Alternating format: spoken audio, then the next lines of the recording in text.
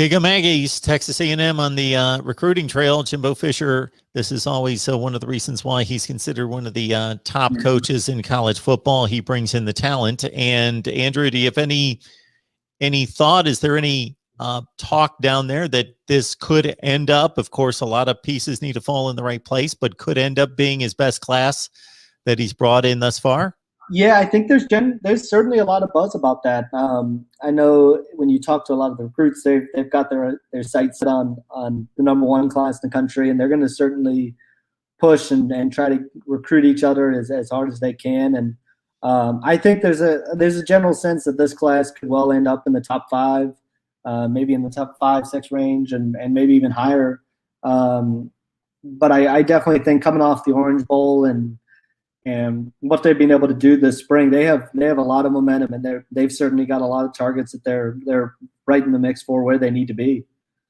Yeah, anytime you've got a head coach who has a national championship ring on his finger, it's just proof that he knows how to get there and how to win the big game, regardless of how many times, or it just shows that he's done it. And there's only a couple of guys still coaching right now in the country. Yeah. I think 4 is the list that I can come up with off the top of my head. So that's it. 4 or 5 right now. And some of those assistants that they have in place right now are really good recruiters in terms of Elijah Robinson and Terry Price, and TJ Rushing's also had a couple big recruiting victories as well. So when you look at something, and Josh Henson has quietly put together 2 really, really nice offensive line classes back to back. So when you look at kind of those assistants who put them in the position to build these relationships and longstanding, I think they feel really good about where their kind of recruiting momentum is right now. Moving on to the final weekend of June, which of course would basically give us the indication that all these student athletes have had quite a few visits elsewhere, and this might be a final stop for some of them. What's the list look like on that final weekend? Yeah, so a busy weekend as well, and it's kind of got an out-of-state flavor to it. They've got Keon Sabb coming in from IMG Academy along with his teammate Jahad Campbell, as well as Kamari Wilson. So it's kind of the IMG weekend a little bit. And then they'll have Caden Story and then a couple local guys in Cole Hudson and Kelvin Banks. Kelvin Banks might be one of the biggest targets on the board left for both in-state programs in A&M and Texas, and then LSU is also fighting to get in the mix, and really there's a lot of schools who are pushing to get in the mix for him, and that's kind of a big one to close out the month. In that group, do you have any particular likings toward anybody? I know that they're all great athletes, and obviously they're on campus for a reason, but based on the tape and the scouting reports, who do you really like?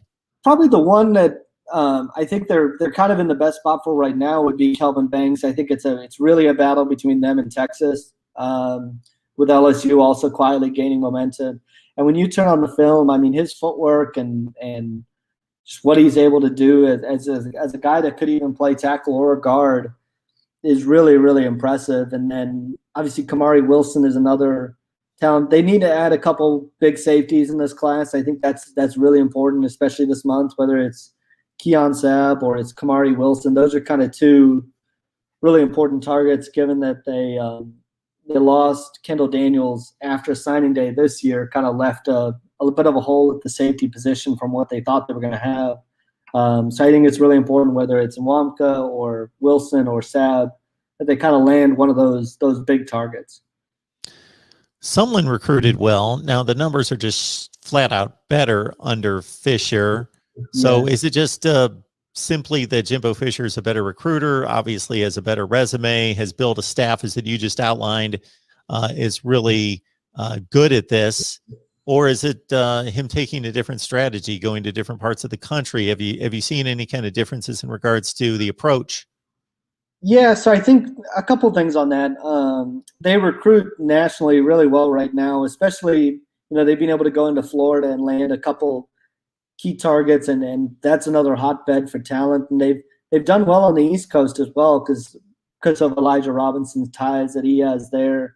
They've been able to land or at least get very much in the mix for a couple big targets. One thing I think that's noticeable about this staff is they kind of they always always seem to have a plan, and two, give themselves lots of options, because I think they understand as recruiting, you're not going to get you're not going to bat 100% on every single recruit that you're trying to get, but they have a plan in place on a guy that if they miss on their top target, they have a 1B who they've been recruiting just as hard or right there in the mix as well. And so they're never really caught flat-footed in terms of guys. They always seem to have kind of a next best option if they need it. And they've just given themselves a lot of options. And I think that's one of the things that you have to do in recruiting is you're always going to go after your top targets, but you have to have those guys in place where, if something falls through or somebody decommits or something like that, you have kind of that second